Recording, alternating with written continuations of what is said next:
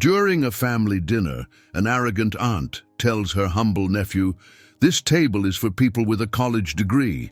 Go sit on the floor with the kids." John had always been a kind young man, with a smile that persisted even when life gave him no reasons to smile. He grew up in a humble family, where the daily struggle for survival was constant. His father spent his days carrying heavy loads under a scorching sun, his body battered by the effort, while his mother cleaned the homes of wealthy families, scrubbing floors, washing clothes, and taking care of homes that would never be hers. The money that came in barely covered the basic expenses, and the hardships were so many that he soon realized that studying was a privilege his family could not afford. Still very young, he made a difficult decision.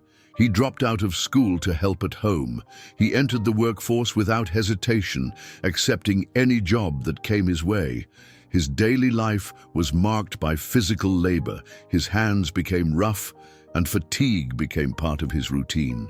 Time passed, the years piled up, and he never managed to return to school. The work routine consumed his strength, and the dream of a different future grew further and further away. Despite everything, John never complained. He carried the weight of life with resignation, never complaining about the luck that befell him. He was grateful for the little he had, and above all, for the love of his family, which, even in the face of so many difficulties, remained united.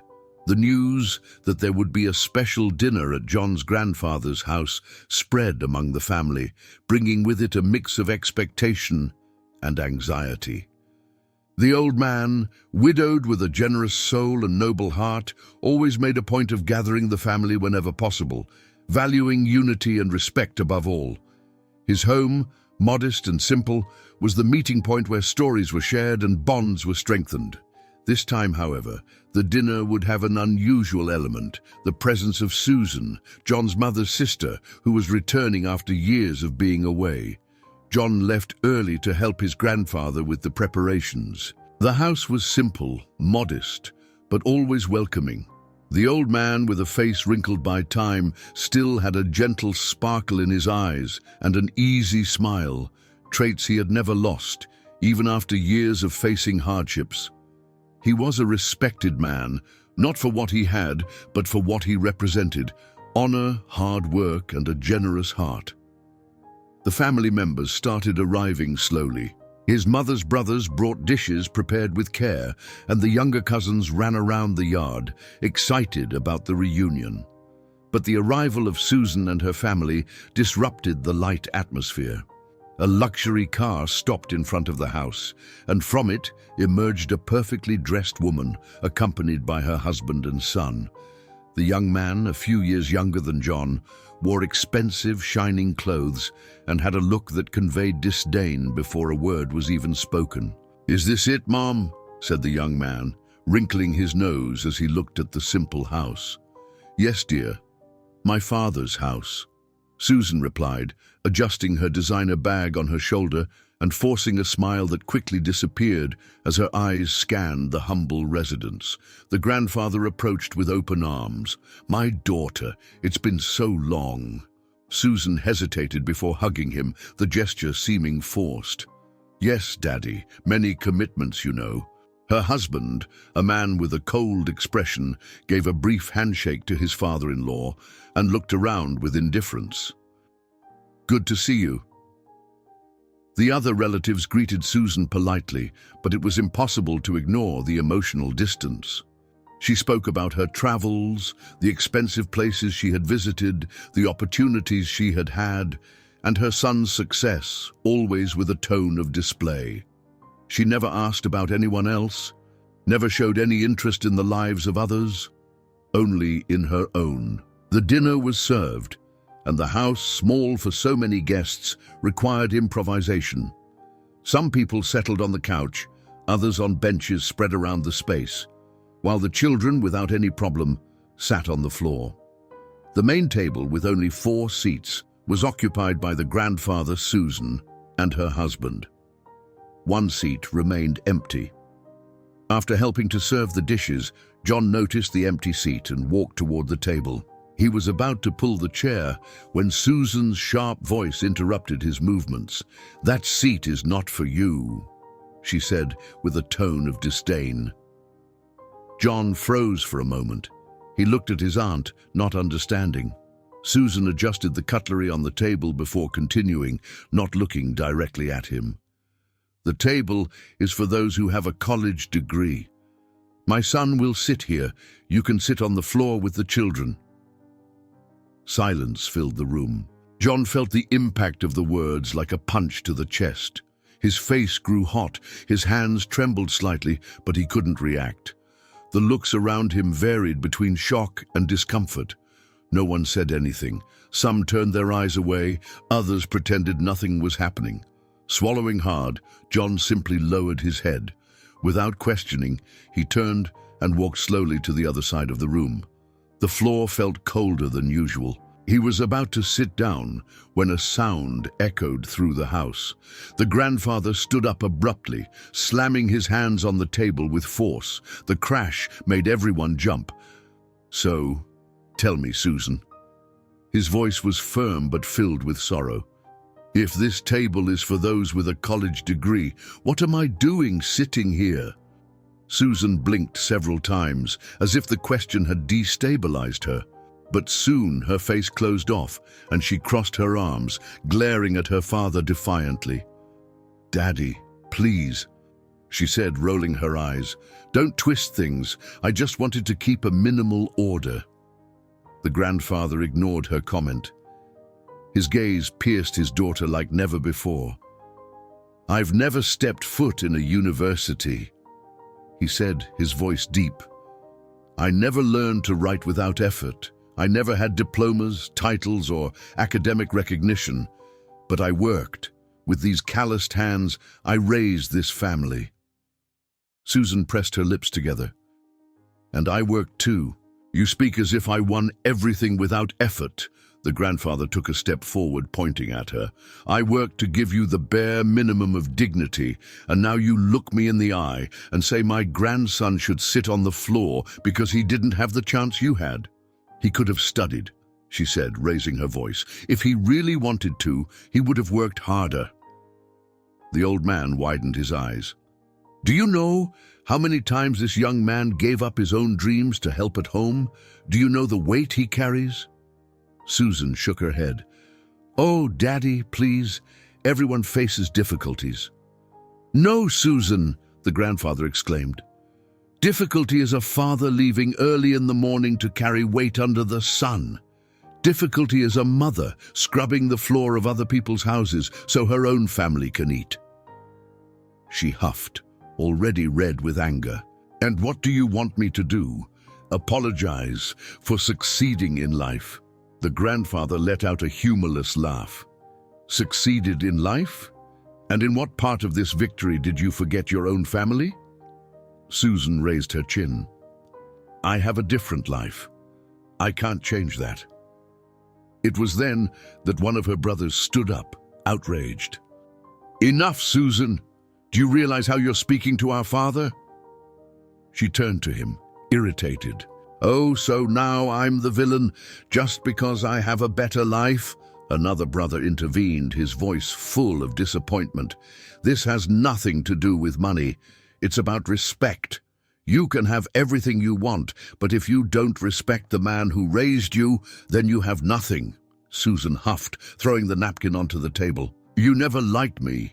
You always saw me as different, as strange, and now you use that against me." The grandfather watched her for a long time before letting out a heavy sigh. "No, Susan.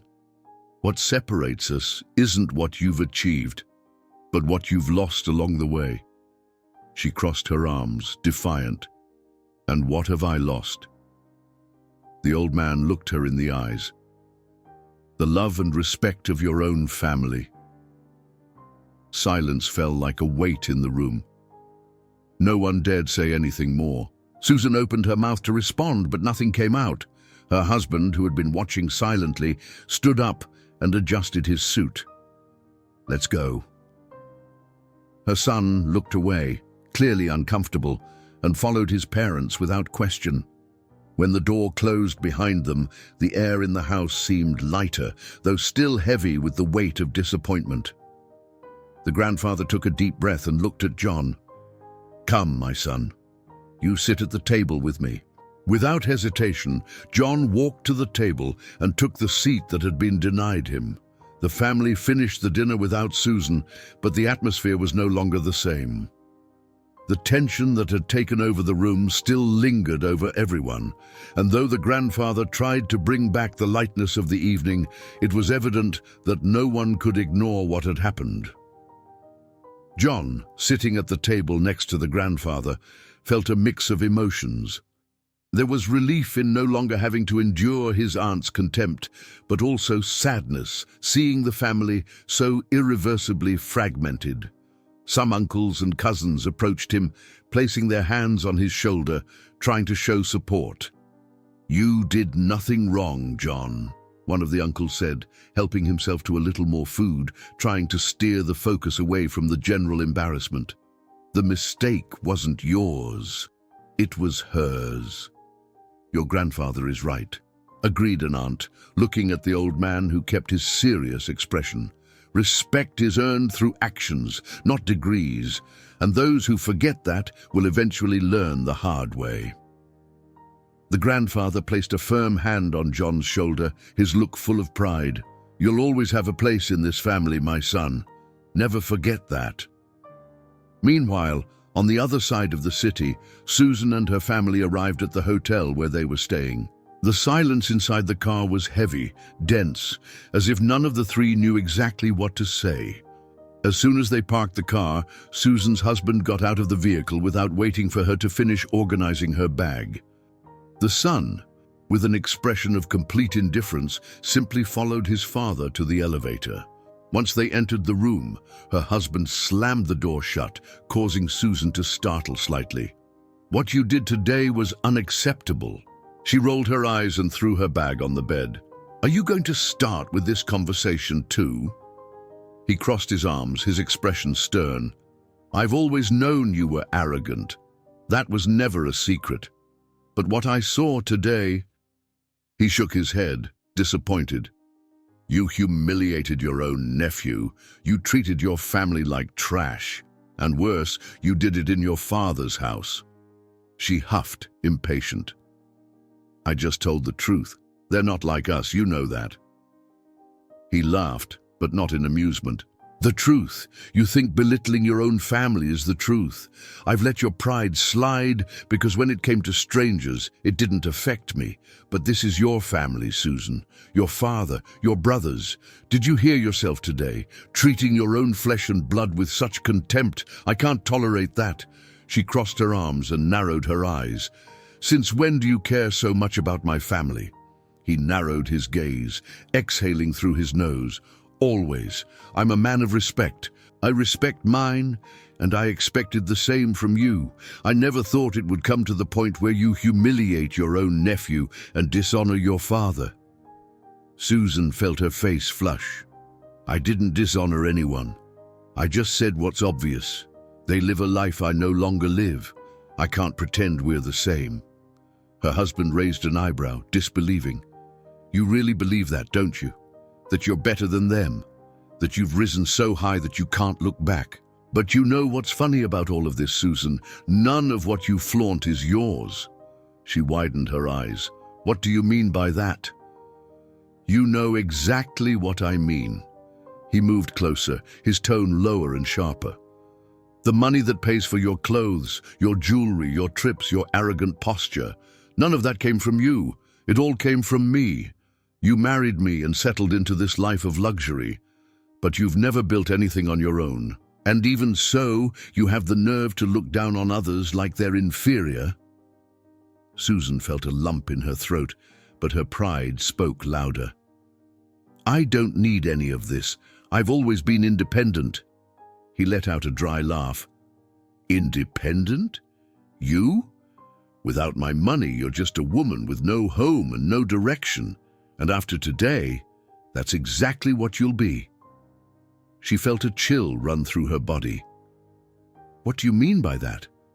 "I'm divorcing you." he said with a calmness that terrified her. The room went silent. Susan blinked several times, trying to process. "You can't be serious." "I am. And more than that, our son and I are going back to our home today." She looked at her son, hoping he would react, protest, say it was absurd, but he just shrugged. "Dad is right." The young man said simply, "After today, I don't see a reason to stay here." Susan felt as if the floor had been ripped from beneath her feet. "You can't do this to me. I'm your wife, your mother." Her husband opened the suitcase and began calmly packing his clothes. "You were, but you chose to lose yourself in your own pride. Now deal with the consequences." She lunged toward her son, trying to grab his arm. "You're going to abandon me like this? You're my son." The young man stepped back without hesitation. "I am, but that doesn't oblige me to agree with what you did. You destroyed everything on your own, Mom. I'm sorry, but I'm not staying." Her husband closed the suitcase, looked at her one last time, and walked to the door. "Good luck, Susan. You'll need it." And with that, he left through the door. The son followed without hesitation. Susan stood there, motionless, her heart racing, her breath uneven. She ran into the hallway but saw them enter the elevator without even looking back. The sound of the elevator door closing was the only response she got. A few hours later, she was alone. The solitude filled the empty room like an overwhelming weight. For the first time in many years, Susan realized she had nothing left but her own silence and regret. The silence in the room seemed suffocating. Susan stood there, staring at the closed door, as if she could still stop the inevitable. But they had gone. Her husband, her son, her security, everything she knew, had vanished in a matter of minutes. Her heart pounded against her chest, her breath short and uneven. The shock of abandonment soon gave way to something even more painful: fear. For the first time in many years, Susan was truly alone. No husband, no son, no luxury, no direction. She sat at the edge of the bed, her trembling hands gripping her knees.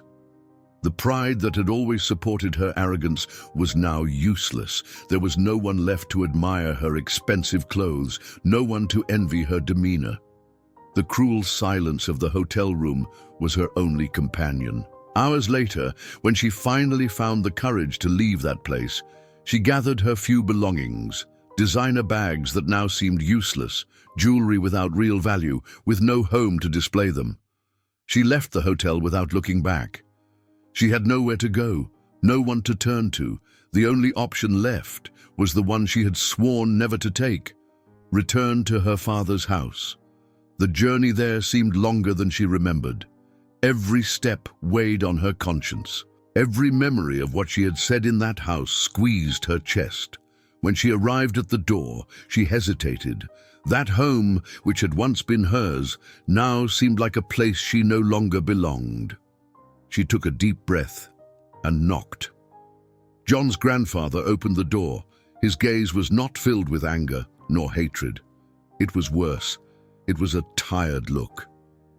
Susan lowered her head, her voice choked. "Dad, I have nowhere to go."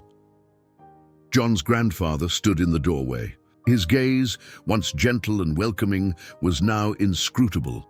Susan felt her stomach churn. He didn't seem angry. He didn't seem sad. But the fatigue she saw on his face hurt more than any expression of rage could hurt. She tried to speak, but her throat was dry. She took a deep breath, her eyes misting. "Dad." Her voice was weaker than she wanted. "I have nowhere to go." Silence stretched between them. The old man stood there, motionless, evaluating his daughter with a look that made her soul shrink. Susan felt the tears burn her eyes, but she refused to let them fall. "Please." Her voice was almost a whisper. John's grandfather finally let out a long sigh, and without saying a word, opened the door a little wider. "Come in." Susan felt a pang in her chest as she crossed the threshold. The house was silent, empty. There were no brothers, nephews, or other family members. Only her father. That same home, which she had so often despised, was now her only refuge. She walked slowly down the hallway, feeling each step sink her deeper into her own failure. Her once proud demeanor was now bent under the weight of humiliation. Her heart raced. She wanted to disappear, to run, but there was nowhere to run. Her father sat in the chair he always occupied during family dinners and gestured for her to do the same. Susan obeyed. Her hands trembled in her lap, her eyes fixed on the simple wooden table. For a moment, no one said anything. Then finally, she broke the silence. I lost everything. Her voice faltered, and a lump formed in her throat. Her father kept staring at her, expressionless. He didn't show anger nor compassion. He just waited. Susan took a deep breath and swallowed before continuing. My husband left me. My son too. They left and left me alone. She squeezed her eyes shut tightly. I have nothing left, Dad. The old man leaned slightly forward, resting his forearms on the table. And now you see. She frowned, confused. What? He looked her in the eyes. Now you see what it's like to be alone. What it's like to be treated as something disposable. Susan felt the weight of his words in her chest. Dad, I didn't. You always thought you were better than us, he continued, his voice calm but firm. You flaunted your wealth as if it were a shield. You thought that made you bigger, and now? He tilted his head slightly. What's left of all of that? She closed her eyes, trying to hold back the tears. Nothing. Exactly. The silence between them was suffocating. I know I was wrong, she said, her voice trembling. If I could go back, I would have done everything differently. Her father let out a low, humorless laugh. Go back? Susan, regret that only comes when there's no choice left isn't true regret. It's just desperation. She raised her eyes to him, tears streaming uncontrollably now. I'm desperate, Dad. He watched her for a few seconds, then sighed heavily. You can stay. She blinked, surprised. I can? Yes, he said, his voice still firm. But if you want to earn back the respect you lost, you'll have to work for it. Susan nodded frantically. I know. I'll do anything. Her father stared at her for a moment, evaluating her. Then, with a serious look, he said, Start with John. She swallowed hard. The next days were a shock to reality. Susan, used to luxury, had to adapt to the life she had once despised. The tasks that once went unnoticed were now her responsibility. She washed dishes, swept the house, helped in the kitchen. At first, she did everything mechanically without truly understanding the purpose behind it. But little by little, she began to see. Every day, she saw more than ever the life her family led. She saw the exhaustion in the faces of those who spent the entire day working and still had to come home and continue the work. She felt the fatigue in her own hands, once used to comfort, now marked by effort. And above all, she saw John. At first, he kept his distance. He was never rude, never showed resentment, but he also didn't make an effort to get closer. He spoke little, just enough. Susan watched him and saw the weight he carried on his shoulders. The work, the responsibility, the sacrifice of a lifetime dedicated to survival. One afternoon, while cleaning the kitchen, she overheard two aunts talking about him. Did you know he wanted to be an engineer? One of them said. Yes, but he dropped out of school to work. Do you think he would let his parents starve? Susan felt a knot in her stomach. For years, she had flaunted her degree as a symbol of superiority. And now, in front of her, was a young man who had never had the chance to achieve the same. Not because of a lack of intelligence, not because of a lack of effort, but because life didn't give him that option. Shame consumed her. That night, Susan found John alone on the porch. He was sitting on the small wooden bench, his elbows resting on his knees, his gaze lost in the sky. For a moment, she hesitated to approach. Maybe it was better to leave him there, in peace, without her presence disturbing him, but she couldn't delay it any longer. She took a deep breath, gathering courage, and walked slowly toward him. When she was close enough, she stopped and cleared her throat quietly. "Can I sit?" she asked, her voice quieter than usual. John turned his gaze away from the stars and looked at her for a brief moment. Then, without saying anything, he shrugged. She took the gesture as a yes and sat next to him, keeping a small distance. The silence between them was heavy, but different from what it had been at dinner. That night, it wasn't a silence of contempt, but of something undefined, perhaps expectation, perhaps doubt. Susan ran her hands over her knees, unsure of how to begin. She wasn't a woman used to apologizing.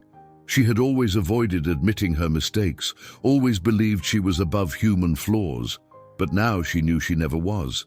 "I was an idiot," she finally said, her voice breaking under the weight of the truth. John didn't respond, but she noticed he had heard her. She wet her lips and continued. "I spent years believing I was above everyone, that my money, my position, made me better. And today I see how wrong I was." He slightly turned his face toward her, watching her, but still saying nothing. Susan knew she needed to continue. "I hurt you," she said, feeling her throat tighten. "I humiliated you. And I did it with a blind pride, with an arrogance that now embarrasses me more than anything. I have no excuses, John. I can only say that I regret it." The silence returned to the porch. For a moment, she feared he would just get up and leave. But then, John took a deep breath, and for the first time, he spoke. "I understand." His voice was calm but firm. "I understand why you were like that. I understand what money can do to a person. The problem isn't making mistakes, Aunt. The problem is when we refuse to change." She bit her lip, feeling the tears burning her eyes. "I want to change. I want to be a better person." He nodded, looking ahead. Everyone deserves a second chance. Then he turned to her, his dark eyes reflecting the sincerity of his words. "And I forgive you." Susan's eyes widened slightly. "You forgive me?" John nodded again. "Yes, but forgiveness isn't something you ask for. It's something you build. If you really want to fix what you've done, it's not enough to say it. You have to show it." She nodded quickly, wiping away the tears that had begun to fall. "I will. I promise." They stayed there for a while longer, side by side, without saying anything. But this time, the silence wasn't uncomfortable. It was a silence of understanding, of a bond that, though shaken, was beginning to rebuild. That night, for the first time in years, Susan understood that her greatest loss wasn't her wealth. It was the love she had thrown away, and this time she would do everything differently. Life had given her a second chance, and she would not waste it. If you enjoyed this story, don't forget to subscribe to the channel, leave a comment, give it a like, and activate the notification bell so you don't miss any of our upcoming videos. See you in the next story.